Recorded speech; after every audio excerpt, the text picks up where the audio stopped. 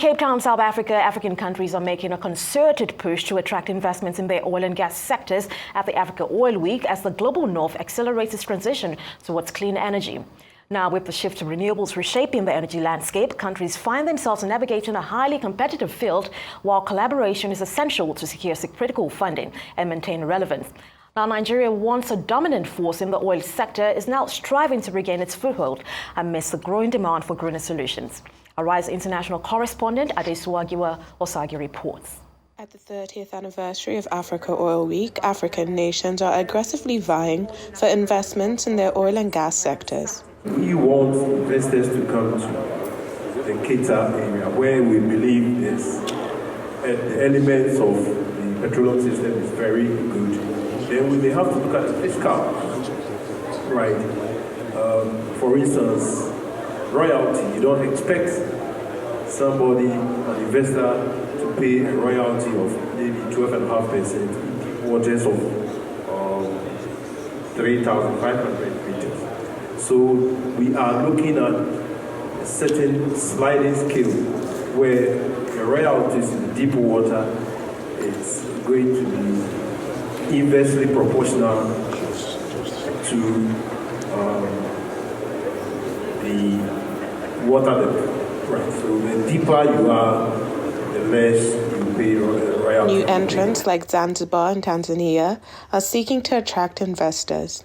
Well, it is our first licensing round, and several countries have been there before.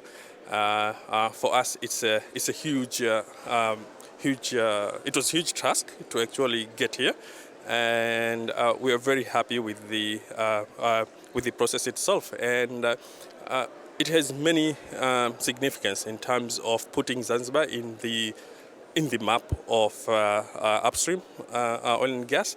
3-4 years ago, nobody had Zanzibar in terms of the upstream activities.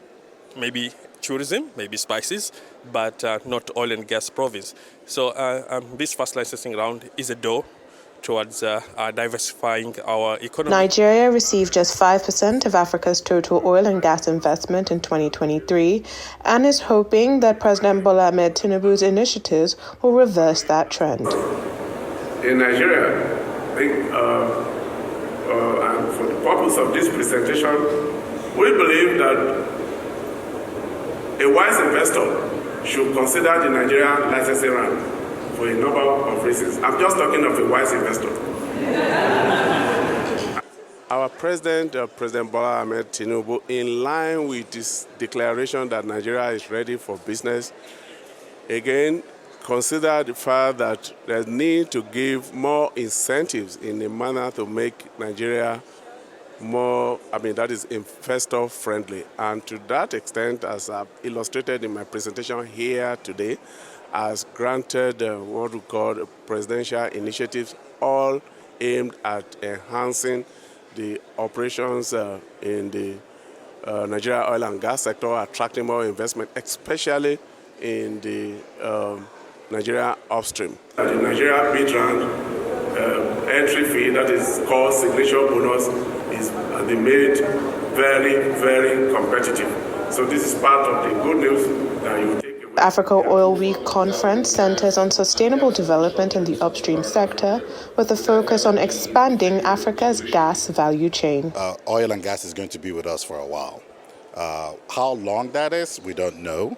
But for host countries such as us, it then reinforces the need to maximize our oil resources while we have the time, given the time we have, because we still need to add 200 million people with estimates to 400 million over the next couple of years, next couple of decades. Energy security, energy access is going to be top priority for not only Nigeria, but some African leaders are calling for a moratorium on energy transition as traditional financiers increasingly abandon fossil fuels for sources of renewable energy. Higher carbon burning fuels such as PMS and diesel to cleaner burning fuels such as CNG and LPG. And over time, we'll now transition to electrification of energy and reach net zero. Adesuwa Giwa-Osagie, Arise News, Cape Town. Joining me now live from Cape Town, South Africa to discuss this further is Arise international correspondent Adesuwa Giwa-Osagie. Good morning, Adesuwa. It's great to have you on the show. Good morning, Abby. Nice to see you this morning. Right, same here. Well, great package there now, but based on these conversations that have ensued so far at the Oil Week, how are African countries hoping to collaborate together? Well, one of the main ways is, of course, the Africa Energy Bank, which we did touch on briefly yesterday, which is being led by the APPO, the African Petroleum Producers Organization, and Afrexim Bank. Now, apart from the Energy Bank, apart from finances, there's also infrastructure. Now, the Minister of State for Energy from Ghana yesterday spoke about sharing infrastructure, sharing knowledge when it comes to technology, but we also have very ambitious infrastructure projects. And of course, one of the most ambitious, if not the most ambitious on the continent right now, is the Nigeria to Morocco gas pipeline. Now, that pipeline might be able to connect with the Maghreb-Europe pipeline, which means that Nigerian gas could be going directly to Europe. Now, that pipeline crosses through more than 10 African countries, including Guinea-Bissau, Ghana, Togo, Benin, the Gambia, all the way to Morocco. And I was able to speak to the Minister of Petroleum Resources from the Gambia earlier today, Honorable Giwa-Osagie, who spoke about the importance of this infrastructure project, the importance of the pipeline. But beyond that also, he spoke about the importance of collaboration among states, particularly Western African states. Now, nearly 50% of West Africans are not connected to electricity. Energy poverty on the continent is bad, but particularly in sub-Saharan Africa and particularly in Western Africa. And so he was talking about the fact that we have natural resources, and sometimes we have different, apart from the basins that certain countries in Africa share, we do have resources that are different from the other. He spoke about the Gambia not having hydropower capabilities, for example, but having a lot of solar capabilities. So when we talk about this fighting climate change, when we talk about renewable energy, we're talking about the energy mix that Africa is going to need to adopt in order to get finances, not just from within ourselves, but also from the global north, from the west, from our trade partners in other parts of the world. When we talk about those energy mixes, we need to collaborate with each other. Nigeria does have a lot of gas. I think we are the largest gas producer on the continent.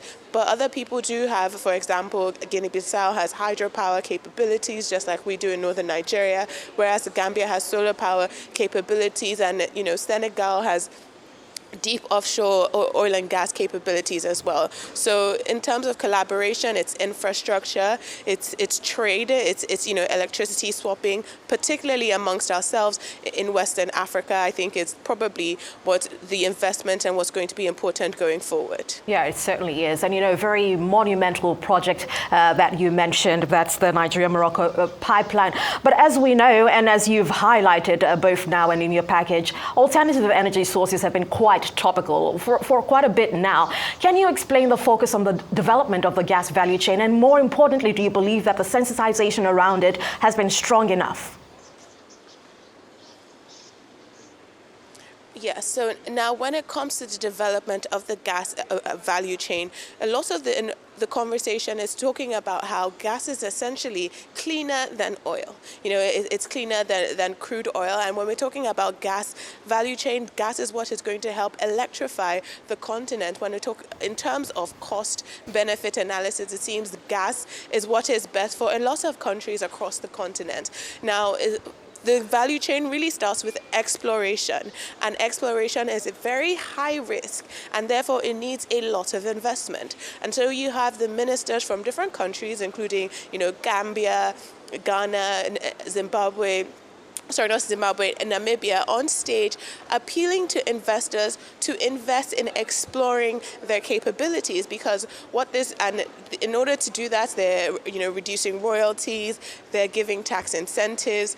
To start from the very beginning, exploration is very high cost, very high risk. And so trying to get those foreign investors into the countries to explore is what's critical. But from the exploration all the way to storage, to transportation, to infrastructure, there has to be a lot of investment, and it has to be a cross-country collaboration, going forward. There's no single country on the continent that can do it on their own. And so, that is what is being spoken about here today and yesterday, but also today in particular, is developing this gas value chain. Right, and the collaboration cannot be overemphasized. But this is another topic that has been quite topical, is the deep offshore drilling. How significant would you say this has been to Africa's economy and is currently as we speak?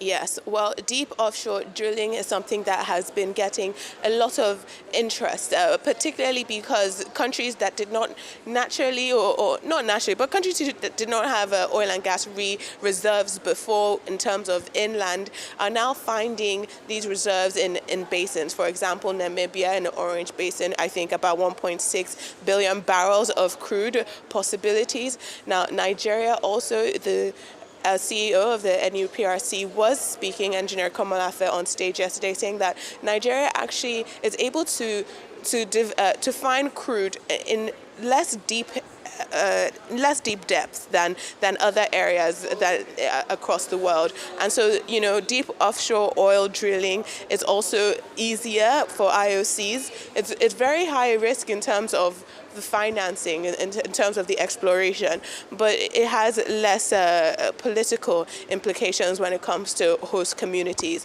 Now, it's very important because we have a lot of countries that fund their budgets, just like we do in Nigeria, using oil and gas, and deep offshore is a new source for that. It's a country like Zanzibar, who export clothes and whose economy is funded by tourism in Tanzania, now has deep offshore capabilities. So, deep offshore in terms of investment, in terms of the future of different countries' economy, and particularly in terms of energy access and fighting this energy poverty is very, very critical. All right, so new frontiers to explore there. Listener Adesuwa, many thanks as always for the very insightful updates. We'll continue to look out for your reports there.